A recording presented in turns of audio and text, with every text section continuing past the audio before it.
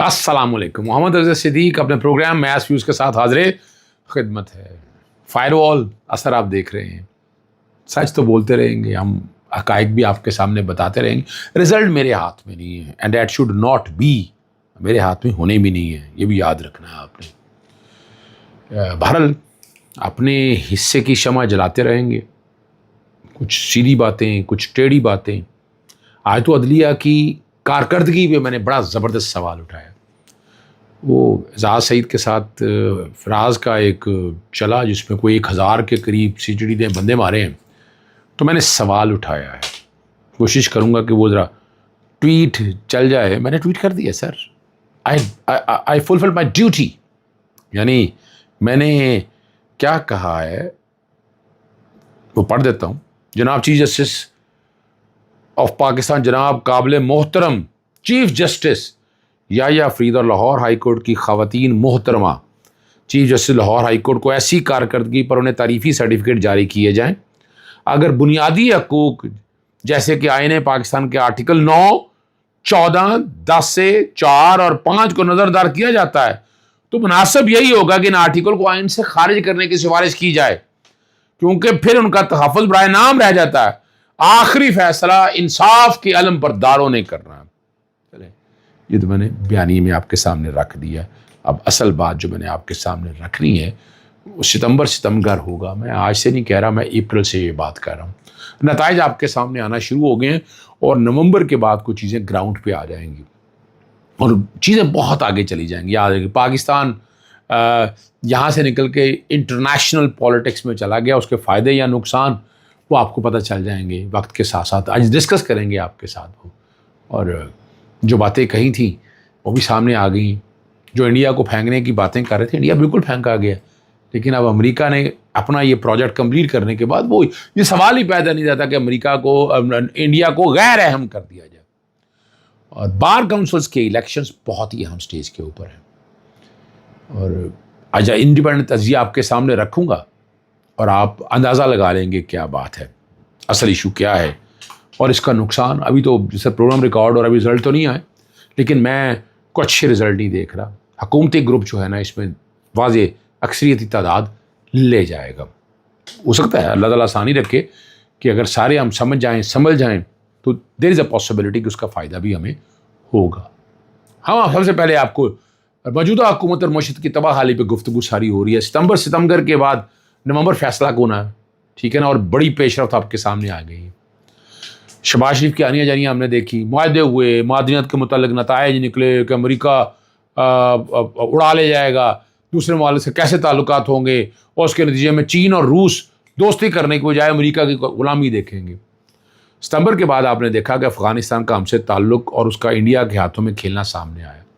اب نومبر میں پتہ چلا کہ جناب فیلڈ مارشل اسمبلی کی نوٹیفیکیشن کی ضرورت نہیں, جو کہ قانونی طور پر ہونا چاہیے. اور اب یا انہیں میاں صاحب کی ضرورت رہی کہ پہلے بھی نہیں تھی, اور اب تو ویسے بھی نہیں رہی, کیونکہ یہ بنیادی طور پر یہ اتنا اہم ایشو اس کانٹیکس کے نہیں. آپ اپنی سیاسی معاملات کو دیکھیں, آپ لوگوں کی پوری توجہ اس طرف ہے, دونوں طرف سے. میں اس بات کو اتنا اہم نہیں سمجھتا. آپ ملک میں اسٹیبلٹی کی طرف لے کر آئیں, لیکن آپ ذرا سمجھ جائیں کہ کچھ تبدیلیوں کے ساتھ اسی سیٹ اپ کو چلایا جائے گا, کیونکہ یہی ان کے پرانے مورے ہیں نا اسٹیبلشمنٹ کے, اور اسی طرح معاملات چلیں گے. انڈیا سے دفاعی معاہدہ جو ہو گیا اس کے اثرات کیا ہوں گے, ٹھیک ہے نا, وہ اب تک آنے والے دور میں آ جائیں. انڈیا غیر اہم نہیں, میں پھر بتاتا چلوں, انڈیا غیر اہم کبھی نہیں ہو سکتا پوری دنیا کے اندر. وہ ایک علیحدہ بات ہے. ہمارے ہاں جب یہ لڑائی شروع ہونی ہے یا غزوہ ہند کی طرف جانی ہے, انڈیا نے پنجابی کہنے ٹوٹے ہونا ہے, انڈیا نے نیست و نابود ہونا ہے, تباہی اور بربادی ہونی ہے اس ملک کی. لیکن ابھی تک معاشی میدان میں اور کہیں کھڑا ہے. ہم نے ناکو چنے چبوائے ہیں اس کو, لیکن اس کو مزید چنے چبوانے کی ضرورت ہے. ہمیں آپ کا بلاک آگے مضبوط کرنے کی ضرورت. یہ نقطہ نظر میرا ہے. بہرحال وہاں بڑے بڑے تھنک بیٹھے ہیں, وہ اپنے طریقے سے چیزوں کو سوچ رہے ہیں. آج آپ کو پتا پاکستان پورے میں بار کونسل کے الیکشن ہو رہے ہیں. 75 سیٹیں ہیں پنجاب بار کونسل کی, پنجاب کے اندر, اس طرح باقی جگہوں کے اندر بھی, پورے صوبوں کے اندر, اسلام آباد بار میں بار. اس سے پھر 22 کے قریب سیٹیں جو ہیں وہ پاکستان بار کونسل کی. یعنی یہ اتنا اہم ہے, اور حکومت ابھی تک فی الحال کامیاب رہی. یہ سارے کانٹیکس کے حوالے سے. پاکستان تحریک انصاف کو پولیٹیکلی میں اختلاف ہے, کھل کے اس طرح الیکشن نہیں لڑنا چاہیے تھا, اور سیاسی قیادت الیکشن لڑ رہی ہے ساتھ ان کے بار کونسلز کی کیسز میں. آپ کوئی سیاسی جماعت کا دیکھ لیں, پاکستان مسلم لیگ نون کے کتنے کے نمائندے یہاں پر آئیں گے الیکشن لڑنے کے لیے, پیپلز پارٹی کے کتنے کا آئیں گے, یا باقی کیا.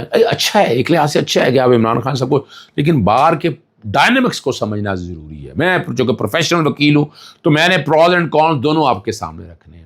یہاں لڑائی دو گروپوں کی رہی ہے ہمیشہ سے.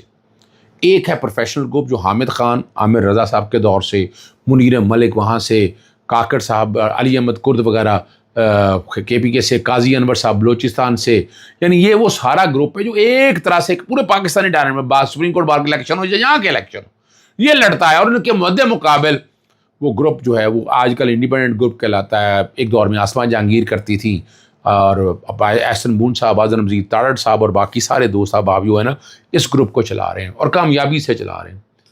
یعنی انہوں نے وقت کے ساتھ ساتھ اپنا سٹائل بدل لیا ہے. وہ اکوموڈیٹ کرتے ہیں, وکلا کو اکوموڈیٹ کرتے ہیں, ہاؤسنگ سوسائٹی کی طرف لے کر جاتے ہیں, جو ہم سمجھ لیں کہ ایمانداری کا دور اور وہ نہیں رہا دور بھائی. اب کس نے کہا کہ قانون کی حکمرانی اس ملک کے اندر ہے؟ بالکل نہیں ہے قانون کی حکمرانی اس ملک کے اندر. یہاں جس کی لاٹھی اس کی بھینس کا ایک کانسیپٹ چل رہا ہے. اور یہاں اس سٹیج کے اوپر پاکستان تحریک انصاف نے اپنے انڈیپینڈنٹ وکلا کے کینڈیڈیٹ اناؤنس کر دیے, اور یہ الیکشن پروفیشنل گروپ کے ساتھ, پروفیشنل گروپ کو پاکستان تحریک انصاف کے ساتھ نہیں ملنا. میں پھر بتاتا چلوں, یہ بار کے ڈائنامکس اور ہیں. پاکستان تحریک انصاف کو پروفیشنل گروپ کے ساتھ چلنا چاہیے تھا. یہ میں بتاتا چلوں بھئی, ہم ایک انڈیپینڈنٹ طور پر یہ بات کہہ رہے ہیں, اور میں آج بھی سمجھتا ہوں یہ غلط فیصلہ ہے. اس کا نقصان اللہ کرے میری بات یہ غلط ہو, لیکن آپ دیکھ لیجئے گا شام کے وقت جب رزلٹ آئے گا, یا کل آتا ہے یا کب رزلٹ آتا ہے, اور بڑے مسائل ہیں. یہاں ووٹ نہیں مل رہے, بڑے لوگوں نے مجھے شکایت کی ہے کہ یہ مسائل ہیں. لیکن یہ جو نمائندے منتخب ہو گئے یہ ڈائریکٹ ووٹ سے نہیں, یہ عوام وکلا منتخب کرتے ہیں. اس کے بعد یہ جو لوگ منتخب ہوں گے نا, یہ آگے پاکستان بار کونسل کے بنائیں گے آپ, اور اس کا فائدہ الٹیمیٹلی جو ہے وہ جن لوگوں کو ہونا ہے وہ آپ سمجھ سکتے ہیں آگے کیا ہونا ہے. اور میں نے اپنی نقطہ نظر آج آپ کو دے دیا, آپ کے سامنے اس لیے رکھ دیا. اور یہاں مسائل بہت رہے اور وضاحتیں بڑی آتی رہی. میں کسی کا نام کسی کا نہیں لے رہا, میں پہلے بتاتا چلوں. پروفیشنل گروپ صرف حامد خان کا نام نہیں ہے. کچھ ہمارے ہاں وہ اپنا خاص طور پر بہت سے ایسے لوگ ہیں جو سیاسی طور پر اپنے آپ کو وہ سمجھتے ہیں کہ وہ کلا. مثال کے طور پر سلمان اکرم راجہ کو اگر دیکھا جائے تو ان کا بار پالیٹکس میں وہ رول نہیں رہا ہے, ٹھیک ہے نا جی. اس طرح بہت سے اور وکلا ہیں, جیسے علی ظفر صاحب کا کسی حد تک رول ہے, لیکن علی ظفر بار کی پالیٹکس کو کنٹرول نہیں کرتے. بار کی پالیٹکس کو کنٹرول آج بھی جو مرضی کہہ دیں, حامد خان کرتا ہے, منیر ملک کرتا ہے, علی احمد کرد کرتا ہے, قاضی انور کرتا ہے. یہ ساری باتیں بڑی وضاحت کے ساتھ میں بتانا چلوں, کیونکہ یہاں گروپ کی سیاست اور ہے. آپ الیکشن لڑنے نہیں جا رہے ہیں. چلیں اللہ تعالیٰ آسانی رکھے. ہم تو کوشش کر رہے ہیں کہ کینڈیڈیٹ وہ آئیں کہ جس سے حالات بہتر ہوں, لیکن یہ ہمارے بس پہ نہیں ہے. یہاں پر گڑبڑ بہت زیادہ ہے, یہاں ووٹ نہیں مل رہے, یہ مسائل چل رہے ہیں. کامران مرزا نے کل ایک پروگرام میں جو میں نے بات واضح کی تھی, انہوں نے کہا 26ویں آئین میں جو چیزیں رہ گئی تھیں وہ 27 میں ہوں گی. انہوں نے آرٹیکل 8 کا ذکر کیا جس میں فوجی عدالتوں کے حوالے سے بات کی تھی کہ فوجی عدالتیں وغیرہ بن جائیں گی. آرٹیکل 100 جس میں ہائی کورٹ کے اختیارات کم کرنے کی آپ کو پہلے بتا چکا ہوں, اور میں ابھی بھی کہہ رہا ہوں کہ ہمارے ججز اگر نہ سمجھے اس بات کے لیے, آرٹیکل 200 کے حوالے سے ترمیم کے حوالے سے بات بھی ہو چکی ہیں. اور اب یہاں جو حالات ہیں قصوروار تو آپ بھی ہیں جناب کامران مرزا صاحب. اگر آپ 26ویں ترمیم کا ساتھ نہ دیتے تو یہ پاس نہیں ہو سکتی تھی. اگر دی ہیں تو قصوروار آپ ہیں. میں تو پہلے دن سے کہہ رہا ہوں, آپ پاکستان تحریک انصاف پہ ڈالے تھے, لیکن نہیں, ایسا نہیں ہے. Don't do this. ضرور قصوروار آپ ہیں. قصوروار جب آپ ہیں تو آپ کو پھر لائبلٹی لینی چاہیے. وہ آخر میں جو بات اب کرنے والی ہیں, کو 3 رانیوں کا ذکر کریں گے. لکشمی بائی جنہیں جھانسی کی رانی 1857 کی جنگ آزادی کمپنی کے مخالف لڑتے رہی اور تاریخ میں امر ہو گئی. دوسری جنرل رانی کا نام جو ہے کریم اختر تھا, اور جو آپ کمبری کے لیے کام کرتی رہی ہیں, اور جنرل یایا جیسے لوگ اس ملک کی تاریخ میں امر کروائے. اور تیسرا جو نام ہے وہ پشپا رانی کا کوئی نام دیا جاتا ہے, اور شہباز گل نے کوئی نام دیا کسی کا. چلے میں ان باتوں کی طرف نہیں آتا, نہ میں ان طرف کی جاتا ہوں.